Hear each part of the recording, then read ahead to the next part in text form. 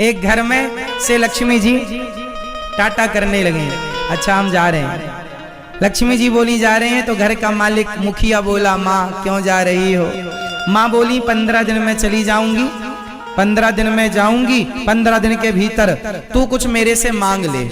मैं जाऊंगी पर तू कुछ मांग ले, जो मांगेगा दूंगी। अब कहा माँ मुझे मौका दो, मैं घर में एक मीटिंग करूं। तो बूढ़े आदमी ने अपने बेटों को, बहुओं को, पत्नी को, परिवार को इकट्ठा किया, पोता पोती सबको, सबसे कहा बेटा अब अपने घर से लक्ष्मी जी जा रही हैं और अब बताओ उन्होंने कुछ मांगने का कहा है, क्या मांग लो? अच्छा आपको कुछ कहा होता कि मांग लो मैं जा रही हूं, तो आप क्या मांगते? क्या मांगते? एक ने कहा पैसा मांग लो, तो दूसरे ने कहा लक्ष्मी जी जा ही रही हैं तो पैसा कितना भी मांग लो टिकेगा ही नहीं, लक्ष्मी जी जा रही हैं। सोना मांग लो नहीं टिकेगा, ये मांग लो नहीं टिकेगा, कुछ भी नहीं। छोटी बहू ने एक निर्णय दिया फाइनली। छोटी बहू ने कहा पिताजी, ससुर जी से, पिताजी आप लक्ष्मी माँ से कहो कि माँ आप जा ही रही हो तो ऐसी कृपा करके जाओ कि जब लक्ष्मी जाती है ना तब घर में बड़ा तूफान आता है, आपसी मतभेद होता है।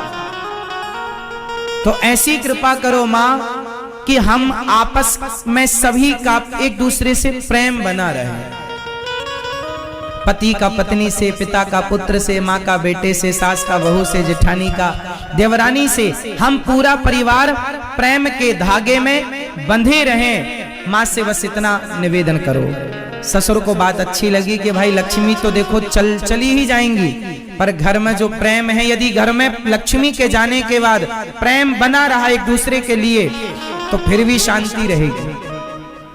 तो लक्ष्मी जी से उसने कह दिया कि माँ आप जा रही हो तो हमारे परिवार में आपस में कोई लड़ाई ना हो, सब लोग एक दूसरे से प्रेम करें, एक दूसरे के लिए जिएं, एक दूसरे के लिए शॉपिंग करें, एक दूसरे का ख्याल रखें, अपना ख्याल कोई ना रखे, सब एक दूसरे का ख्याल रखें। लक्ष्मी जी ने जब ये बात सुनी कि ये मेरे से घर में प्रेम मांग रहा है, लक्ष्मी जी बोली अच्छा एक काम कर, तूने प्रेम मांगकर मेरा दिल जीत लिया, जहां प्रेम होता है वहां मैं जरूर रहती हूँ। तेरे घर में प्रेम की कमी होने लगी थी इसलिए मैं जा रही थी।